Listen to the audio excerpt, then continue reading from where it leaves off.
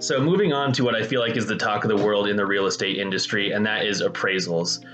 We'll go into appraisals themselves, what they mean, appraisal gaps, and appraisal waivers. So we'll start with the appraisal. The definition of an appraisal is the opinion of value. It's not the rock solid value of a home, because that can be determined by the market, and it is determined by the market, really. So the appraisal is the opinion of value for the lender who will be financing the property. Obviously, if you're paying cash, you don't need an appraisal because it's just their opinion of value. Your opinion of value is whatever you're willing to pay for it, which is what I mean by the market determining value. So that being said, moving on to appraisal gaps, this is where we have that difference of market opinion of value versus appraised opinion of value.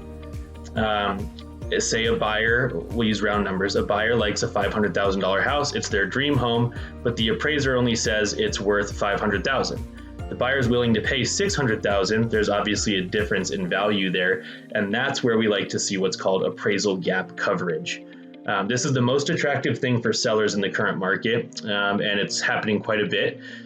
Buyers, what it means is that a buyer is willing to cover the gap in appraisal at a floor and at a ceiling. So we'll use the same round numbers, 500,000 being the floor. So as long as it appraises for 500,000, which it did in this situation, the buyer is willing and able to bring an extra $100,000 in cash to the closing table.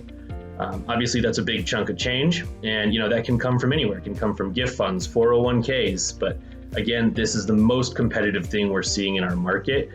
And we'll just do a different situation here. Same house, same offer, but it appraises at $550,000. That buyer's only on the hook for the extra $50,000. Now, if the house doesn't appraise, depending on how you wrote the appraisal gap into the offer, if it doesn't appraise for $500,000, the buyer can walk away with their earnest money intact. So that's kind of some of the ways that we structure appraisal gaps on the surface. Let me know if you have any questions about it more in depth, of course.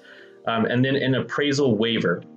So this one, it happens more with very, very large down payments, say somebody's second or third home and they're bringing equity from another purchase, or they've just been really diligent about saving. Same home, they offer $500,000, they're bringing $300,000. Just for an example, that's not necessarily the numbers you need to have to get an appraisal waiver, but this just means that the bank accepts that their investment is safe. They don't have to worry about if the buyer forecloses because they have enough money to recoup it and then sell that on the open market. So that's a short gist of appraisals. It's obviously very complicated and more in depth than that, but there's your brief breakdown.